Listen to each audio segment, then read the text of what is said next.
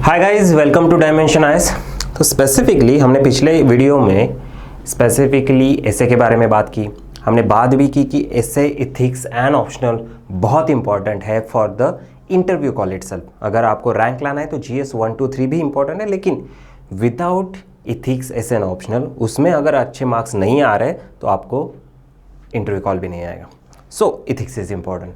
सो आज हम इथिक्स के पॉइंट ऑफ व्यू से बात करेंगे। इथिक्स में बहुत बार क्या होता है, सबसे बड़ा कंफ्यूजन ये है, मार्क्स तो आ जाते हैं लेकिन how to study that particular ethics subject itself. कि भाई पढ़ाई करना बैठा तो क्या कर रहे हैं आप, लेक्सिकन पढ़ रहे हो, बुक्स पढ़ रहे हो, और बुक्स पढ़ने के बाद भी आप जब क्वेश्चन पेपर देखते हो तो देन क्वेश्चन पेपर कुछ और ही आ रहा है और उसको हैंडल नहीं कर पा रहे। तो क्वेश्चन टाइप ऐसा नहीं कि कुछ पढ़ा नहीं है, इंटीग्रिटी के बारे में ही क्वेश्चन है, लेकिन जिस तरीके से पूछा गया है उस तरीके को हम हैंडल नहीं कर पा रहे, उस मेथड को हैंडल नहीं कर पाए, because our brainstorming method itself is a very problematic.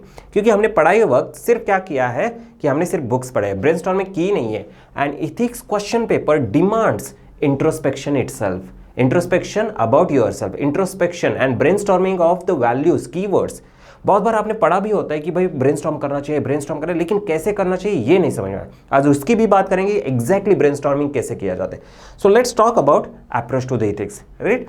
तो बेसिकली जब हम इथिक्स के बारे में जब सिलेबस की पॉइंट ऑफ व्यू से बात करते हैं तो सबसे पहले हमें ये स्टेटमेंट्स देखने को मिलते हैं, हम पढ़ लेते हैं और उसका इंटरप्रिटेशन निकाल लेते हैं। पहले, this paper will include questions to test the candidates attitude and approach to the issues relating to the integrity, probity in public life and his problem solving approach, right, to various issues, conflicts faced by him in dealing with the society. Question में utilize the case study approach to, मतलब यहाँ पे specifically हम theory part की बात करने वाले हैं। आज हम सिर्फ थ्योरी पार्ट की बात करेंगे, केस स्टडी के लिए हम अलग वीडियो में बात करेंगे। तो आज हम सिर्फ थ्योरी पार्ट की बात करें तो थ्योरी पॉइंट ऑफ व्यू से अगर हम बात करें तो एटीट्यूड की बात कर रहे हैं, वैल्यूज की बात कर रहे हैं, जो इंटीग्रिटी, प्रोबिटी मतलब कीवर्ड्स की बात कर रहे हैं, एंड आपका प्रॉब्लम सॉल्विंग अप्रोच, मतलब as an administrator and as an government organ आपके लाइफ में जितने भी इश्यूज आ रहे हैं उस इश्यूज को आप कैसे सॉल्व करेंगे with in the framework of values. यहाँ पे बहुत इंपॉर्टेंट है विद इन द फ्रेमवर्क, मतलब बहुत बार क्या होता है ना, प्रैग्मेटिक अप्रोच होता है, प्रैक्टिकल सॉल्यूशंस भी होते हैं लेकिन इलीगल होते हैं, राइट। सपोज फॉर एग्जांपल एक इशू है जो करप्शन से सॉल्व हो सकता है, लेकिन that is not the solution, because you have to give the solution within the framework of law, within the framework of the rules and values as well. So अगर इस पूरे statement को हमें थोड़े 2-3 keywords में हमें summarise करना है तो कैसे समराइज करेंगे, values and pragmatic approach, values and pragmatic. Values तो क्या है, एक लिस्ट है जिसको हम मानते हैं कि भाई सोसाइटल स्टैंडर्ड्स है, इंटीग्रिटी, ऑनेस्टी, कमिटमेंट, कंपैशन, तो ये सारे वैल्यूज है जो सोसाइटल स्टैंडर्ड की पॉइंट ऑफ व्यू से क्या है, बहुत इंपॉर्टेंट है कि भाई इससे स्पेसिफिकली ऐसा माना जाता है कि we are living in harmonious society. So these values are important, right. मतलब कौन से वैल्यूज फॉलो करने हैं, कौन से वैल्यूज फॉलो नहीं करने हैं, राइट। एंड प्रैग्मेटिक अप्रोच मतलब क्या है कि प्रैक्टिकल सॉल्यूशंस, राइट। मतलब कोई भी आपको इशू दिया जाएगा या फिर कोई भी एक केस स्टडी दी जाएगी या फिर कोई भी within the questions application point of view से क्वेश्चन पूछा जाएगा, मतलब उसको आप प्रैक्टिकल सॉल्यूशन दोगे। For example there was a question on the gender inequality और जेंडर इक्वालिटी इटसेल्फ, तो ये एक इशू है और इसको practical solution point of view से बात करनी है, तो ये प्रैग्मेटिक। अब ये प्रैक्टिकल सॉल्यूशन का मतलब क्या है, प्रैग्मेटिक अप्रोच का मतलब ये है कि you are going to work within the framework of laws, rules and values. अब इसके बाहर नहीं जा सकते, आपका जो भी सॉल्यूशन है विद इन दिस फ्रेमवर्क, मतलब आप कॉन्स्टिट्यूशन में जो है ही नहीं प्रोविजन उसकी बात करें नहीं चलेगा। तो कॉन्स्टिट्यूशन एंड लीगल प्रोविजन को ध्यान में रखते हुए, इथिकल वैल्यूज को ध्यान में रखते हुए ये आपका फ्रेमवर्क डिसाइड करा और इस फ्रेमवर्क के अंदर आपको सॉल्यूशन देना है। अगर इस फ्रेमवर्क के बाहर जाके आप सॉल्यूशन दे रहे हैं, that is not acceptable and that is not the intention of the ethics question paper, right. So यहां पे आपको ये फ्रेमवर्क, मतलब इसको वैल्यूज को भी आप छोड़ नहीं सकते, प्रैग्मेटिक सिर्फ वैल्यूज लिख रहे हो, आइडियल सॉल्यूशन लिख रहे हो, sometimes it is might not be possible within the given situation, then examiner सोचे कि आपको प्रैग्मेटिक और प्रैक्टिकल सॉल्यूशन आते नहीं है, so you are not going to face the actual real life situation in very proper manner, तो आपको pragmatic solution भी देने हैं। समटाइम्स प्रैग्मेटिक सॉल्यूशन वैल्यूज को फॉलो नहीं, फॉर एग्जांपल फेक एनकाउंटर कर दिया मैंने, तो फेक एनकाउंटर अलाउड ही नहीं ना, राइट। तो फेक एनकाउंटर आपको वैल्यूज के साथ नहीं जाते हैं, फेक एनकाउंटर आपके वैल्यूज के साथ नहीं जाते हैं, तो ये प्रैग्मेटिक सॉल्यूशन नहीं है। सॉल्यूशन है लेकिन प्रैग्मेटिक बट वैल्यूज के साथ है नहीं है, प्रैग्मेटिक है लेकिन वैल्यूज के साथ है नहीं, तो आप इस फ्रेमवर्क के बाहर का सोल्यूशन दे रहे हो, so that is not acceptable, that is not acceptable. So इस वैल्यूज एंड प्रैग्मेटिक अप्रोच को लेके चलना है while studying the ethics question में, राइट।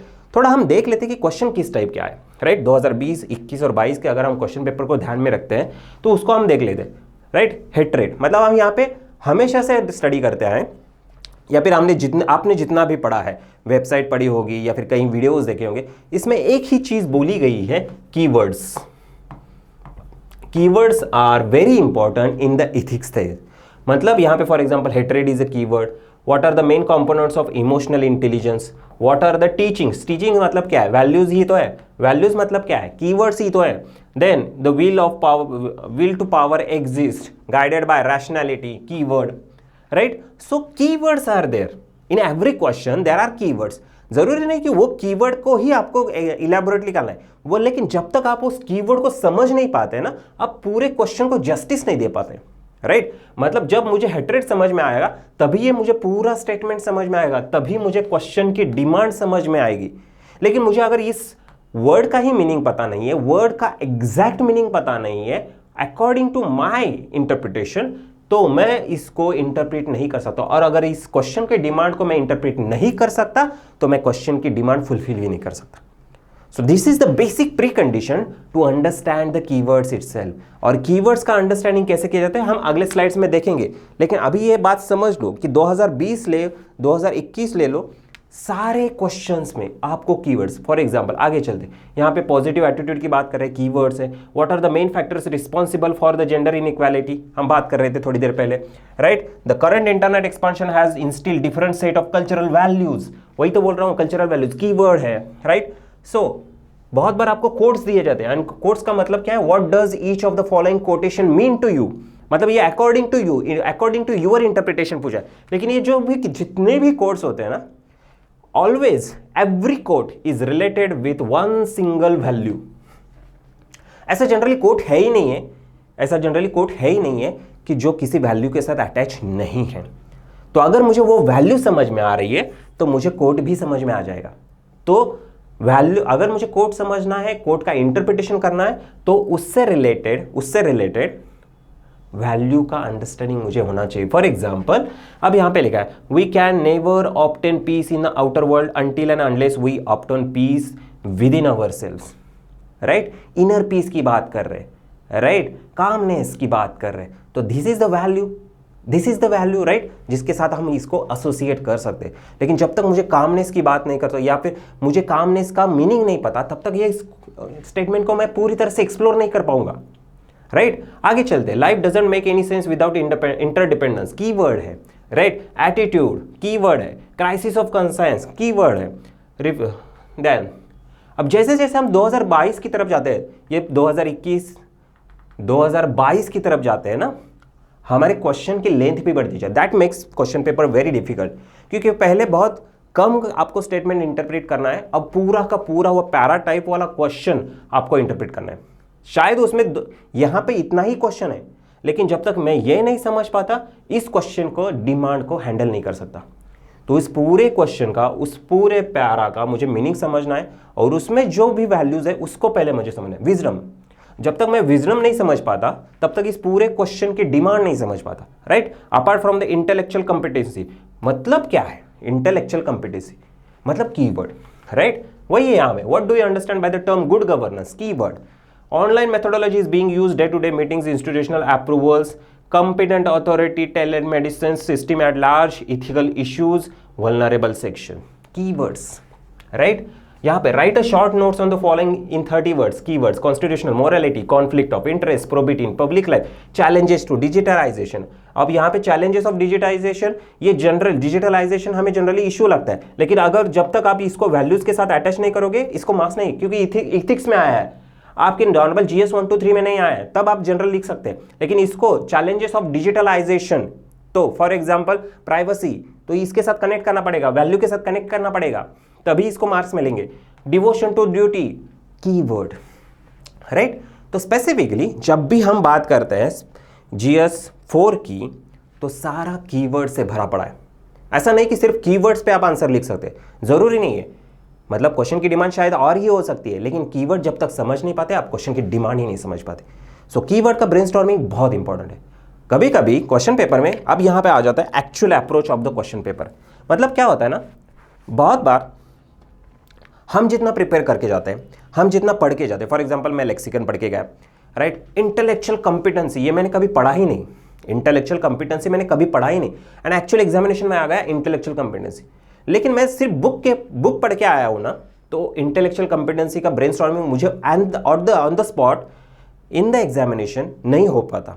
लेकिन अगर आपका प्रिपरेशन स्टेज में ही इन ब्रेनस्टॉर्मिंग का आदत है, तभी आप कोई भी अननोन टर्म्स भी ब्रेनस्टॉर्म कर सकते हो। मतलब यहां पे क्या है कि you should be prepared for known terms and unknown terms as well, और उसके लिए आपको यहां से आगे 6 महीने अप्रोक्सीमेटली हर रोज आधा घंटा तो हर 2 कीवर्ड्स ब्रेनस्टॉर्म करने पड़ेंगे। हर रोज 2 कीवर्ड्स उठा लो, ब्रेनस्टॉर्म करो। आप कभी भी पूरी तरह से इथिक्स नहीं पढ़ पाओगे, पूरी तरह से वैल्यूज की लिस्ट कंप्लीट नहीं करोगे। अगर नेट पे सर्च करोगे लिस्ट ऑफ वैल्यूज 500 वैल्यूज आ जाएंगे, 500 वैल्यूज, लिस्ट ऑफ 1000 वैल्यूज आ जाएंगे 1000 वैल्यूज। मतलब यहां पे स्पेसिफिकली आप 500 वैल्यूज को तो स्टडी नहीं कर पाओगे, राइट। मतलब कोई भी बुक 500 वैल्यूज पढ़ाएगा भी नहीं, उसमें इंक्लूड भी नहीं करेगा, और क्वेश्चन क्या किसी भी वैल्यूज पे ऊपर आ जाता है। तो ये सारी चीज़ों को हम जब देखते हैं और समझते हैं तो हम क्या करने की कोशिश कर रहे हैं, we need to prepare ourselves for the unknown terms brainstorming itself. और ये तभी पॉसिबल है जब आपके पास जितने वैल्यूज है वो आप आदत लगा लो कि हाउ टू ब्रेनस्टॉर्म। हर रोज ब्रेनस्टॉर्म करना है, हर रोज 2 कीवर्ड्स उठाने, आधा घंटा ब्रेनस्टॉर्म करना है कि भाई क्या मीनिंग है, इसके एग्जांपल्स क्या है। अब ब्रेनस्टॉर्म कैसे करते हैं ये भी हम देखेंगे, राइट। और सबसे पहले इंपॉर्टेंट ये बात समझ लो, इथिक्स का कोई आंसर आपका इंटरप्रिटेशन है। जब तक वो पूरी तरह से इलीगल एंड अनइथिकल नहीं है तब तक कोई भी आंसर राइट एंड रॉन्ग नहीं है। कंप्लीटली अनइथिकल एंड इलीगल जब तक नहीं है कोई भी आंसर राइट और रॉन्ग नहीं है।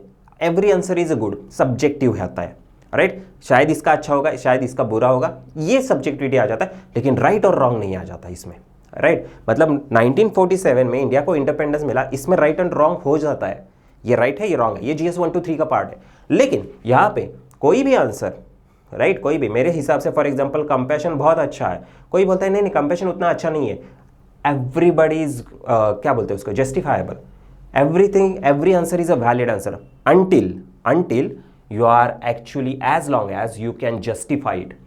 जब तक आपके पास रीजंस है आपके स्टैंड के लिए, मतलब for example compassion is good, अगर मेरे पास रीजंस है तो चलेगा। कंपैशन इज बैड, अगर मेरे पास रीजंस है तो भी चलेगा, राइट। मतलब क्या है कि कोई भी आंसर राइट एंड कोई भी आंसर रॉन्ग नहीं है, as long as you are justifying है। और जस्टिफाई नहीं कर रहे तो आपको मार्क्स ही नहीं मिल रहे, राइट। सो बेसिकली जब हम आगे जाते हैं, कीवर्ड्स इंपॉर्टेंट हमने बात भी की, मीनिंग ऑफ द कीवर्ड जब तक हमें समझ नहीं आता क्वेश्चन डिमांड नहीं समझ में आएगा, और उसके एग्जांपल्स, ठीक है, बात करेंगे हम, एक वैल्यू लेंगे उसका मीनिंग और उसके एग्जांपल कैसे सर्च करते हैं ये भी बात करेंगे, right. So list of values आपके पास होने चाहिए, तो एक इंटरनेट पे जाओ, सर्च करो लिस्ट ऑफ वैल्यूज, आपके पास अप्रोक्सीमेटली 100 वैल्यूज का एक लिस्ट होना चाहिए। मैं तो बोलता हूँ 200-300 भी कर लो, हर रोज 2 के हिसाब से करोगे तो अप्रोक्सीमेटली महीने में आपके 60 वैल्यूज क्रिएट हो जाएंगे, अप्रोक्सीमेटली 7 मंथ्स है, राइट। तो 7 मंथ्स में आपके बहुत ज़्यादा वैल्यूज कवर हो जाएंगे, राइट। सो अप्रोक्सीमेटली 400 प्लस हो जाएंगे। So try to brainstorm codes related, मतलब अब यहाँ पे कैसे एक्सप्लोर करना है। सपोज एक वैल्यू है, आपके पास एक लिस्ट है, राइट, फॉर एग्जांपल इंटीग्रिटी है, तो इंटीग्रिटी से रिलेटेड अगर आप कोड्स, ये जो कोड्स होते हैं ना, कोड्स अगर सर्च करोगे तो आपके पास 4-5 कोड्स आ जाएंगे। तो ये 4-5 कोड्स भी अगर आप ठीक से समझ ले, इसका मीनिंग क्या हो सकता है, ये क्या कहना चाहता है ऑथर, ये जो इंटेलेक्चुअल है वो क्या कहना चाहता है, तो भी आप इस पूरे कॉन्सेप्ट का अंडरस्टैंडिंग हो जाएगा। सो कोड्स अगर कोड्स सर्च भी करना पड़ेगा, क्योंकि बहुत बार यूपीएससी खुद बोल रहा है ना कोड्स आपके हिसाब से क्या है, तो जब आप कोड सर्च करते हो तो आपके हिसाब से उस कोड का मीनिंग क्या है ये भी इनडायरेक्टली प्रैक्टिस हो रहा है। सो इंटीग्रिटी इज इंपॉर्टेंट, तो उसके रिलेटेड, मतलब कोई भी वैल्यू है तो उसके रिलेटेड कोड सर्च कीजिए, आपको मिल जाएगा। जरूरी नहीं कि कोड फेक है राइट है, आपको कोड मिल रहा है ना, दैट्स इट। राइट। यूपीएससी ये नहीं पूछ रहा कि किसका कोट है, कोट का मीनिंग पूछ रहा है। तो कोई भी कोट उठा लो, मीनिंग समझ लो, तो इंटीग्रिटी का इनडायरेक्ट वैल्यू और इनडायरेक्ट मीनिंग आपको समझ में आना शुरू हो जाएगा, राइट। लेस बुक रीडिंग, जितना ज़्यादा बुक पढ़ोगे आप, राइट, मतलब ठीक है for the sake of support कि आपको कुछ भी समझ में नहीं आ रहा है, तो अब थोड़ा सा सपोर्ट लेना है टू ब्रेनस्टॉर्म, राइट। मतलब एक बार पढ़ लिया आप, इसका मीनिंग क्या है समझने के लिए बुक पढ़ो, लेकिन उसको लिमिट मत करो कि सिर्फ बुक रीडिंग तक, उसके बियॉन्ड जाके ब्रेनस्टॉर्म करना है, राइट। मतलब जितना कम पढ़ोगे और जितना ज़्यादा ब्रेनस्टॉर्मिंग करोगे, उतना आपका जो इन्फॉर्मेशन है, आपकी जो वैल्यूज़ है जो दिमाग में रहेंगे वो फ्लूइड फॉर्म में रहेंगे, राइट। अदरवाइज ये क्या हो जाएगा, रिजिड हो जाएगा, स्टीरियोटाइप हो जाएगा, और स्टीरियोटाइप का किसी भी पॉइंट ऑफ व्यू से इथिक्स में मार्क्स नहीं मिलते, राइट।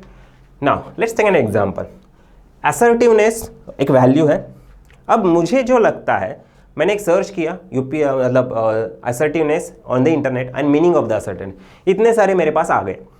अब इसके 4-5 पॉइंट्स भी मैं उठा लो तो complete understanding of the assertiveness. For example, first, quality of being confident, not frighten to say what you want. मतलब नॉट फ्राइटन मतलब मुझे जो भी कहना है, मुझे किसी भी तरह से खौफ नहीं होना चाहिए, फियर नहीं होना चाहिए। So not frightened. Being assertive means being able to stand up for your own and other people, मतलब पीपल के राइट्स या खुद के राइट्स के लिए आप लड़ोगे without being either aggressive, aggressive नहीं होना है, एंड पैसिवली एक्सेप्टिंग रॉन्ग, मतलब सहना भी नहीं है इनजस्टिस और आपको एग्रेसिव भी नहीं होना है। तो ये जो है मतलब क्या है, आप हक से बोलो नहीं करना है।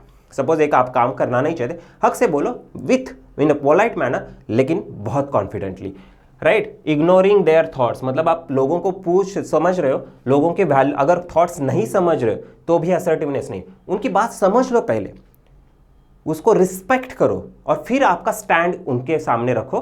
नहीं नहीं, आपका व्यू मुझे एक्सेप्टेड है, लेकिन फिर भी मेरा व्यू ये है और उसके रीजंस ये है, ये असर्टिवनेस है, राइट।